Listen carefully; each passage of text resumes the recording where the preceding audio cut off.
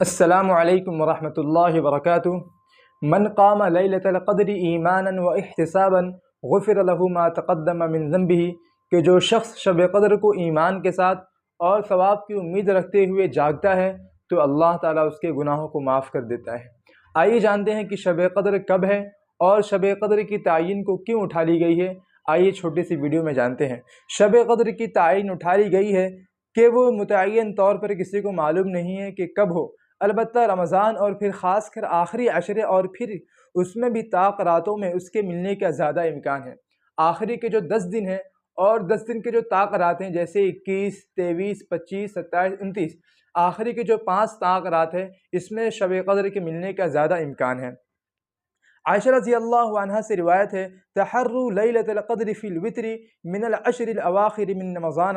حضور صلی اللہ علیہ وسلم نے ارشاد فرمایا کہ لیلۃ القدر کو رمضان کے آخری عشرے کی طاق راتوں میں تلاش کرو۔ طاق راتوں سے مراد وہی 21، 23، 25، 27 اور پھر 29 ہے۔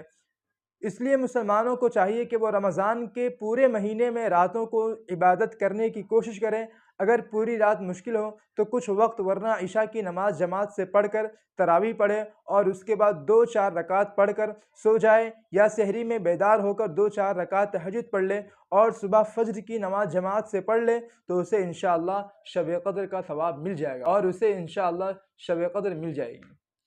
تو شب قدر کی تعین یہ ہے، اور شب قدر اگر آپ کو چاہیے تو آپ اس طریقے سے اسے ڈھونڈ سکتے ہیں، ورنہ شب قدر کی تعین جو اٹھا لی گئی ہے۔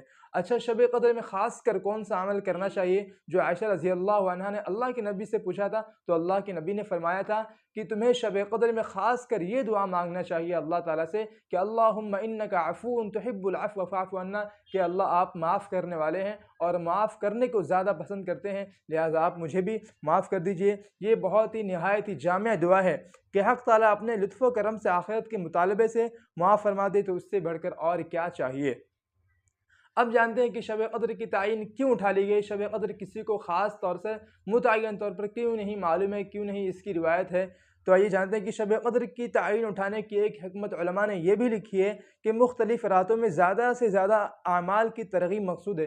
یعنی اگر کسی شخص کو شب قدر معلوم ہو جاتا تو بس رمضان کے اسی ایک رات میں جاگ کر عبادت کرتا اور راتوں کو نہیں جاگتا، لہٰذا رمضان کی تمام راتوں میں جاگ کر عبادت کرنا مقصود ہے، لہٰذا اس لیے اس کی تعین اٹھا لی گئی ہے تاکہ امت مختلف طاق راتوں میں خوب عبادت کرے۔ ایسا نہ ہو کہ صرف ایک رات میں مخصوص وقت مخصوص عبادت کر لے۔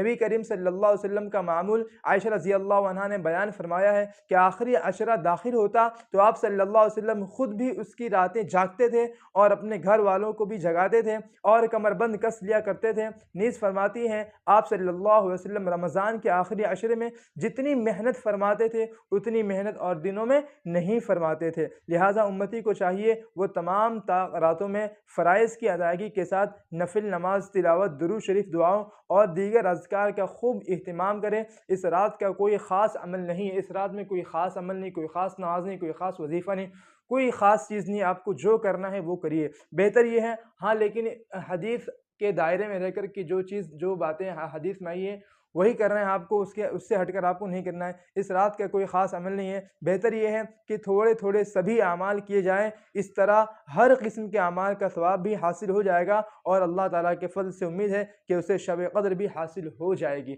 اگر آپ بھی ایسا کرتے ہیں اور آپ بھی شب قدر میں جاگ کر عبادت کرتے ہیں اور دعائیں کرتے ہیں تو مجھے بھی اپنی دعاؤں میں یاد رکھیے۔ امید کرتا ہوں کہ آپ کو ویڈیو پسند آئی ہوگی اور ویڈیو سمجھ میں آ گئی ہوگی۔ اگر ویڈیو اچھی لگے تو شیئر ضرور کریں۔ ملتے ہیں پھر نیکسٹ ویڈیو میں انشاءاللہ ایک نئی ٹاپک کے ساتھ، جب تک کے لیے فی امان اللہ۔